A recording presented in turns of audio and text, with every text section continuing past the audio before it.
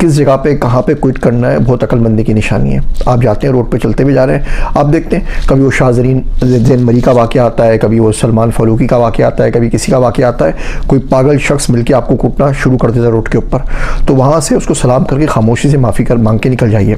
अब अगर आप उससे भिड़ेंगे, उसके पास तो गार्ड्स हैं, वो आपको आपकी जान ही ले लेंगे। तो कोई ना कोई पाकिस्तान के अंदर आपको नवाबज़ादा, पीरज़ादा, हरामज़ादा कोई ना कोई मिलके आपको मार डालेगा, तो आप क्या करेंगे?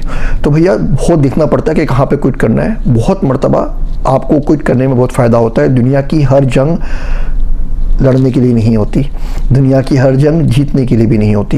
देखिए एक बेल होता है ना, वो सींगे मारता हुआ सबको जा रहा होता है, क्या होता है उसकी रफ्तार भी कम होती है और एक दिन उसका सींग भी टूट जाता है। सांप जो होता है वो यूं यूं करके गुजर रहा होता है, किसी चीज़ से टकराए बगैर।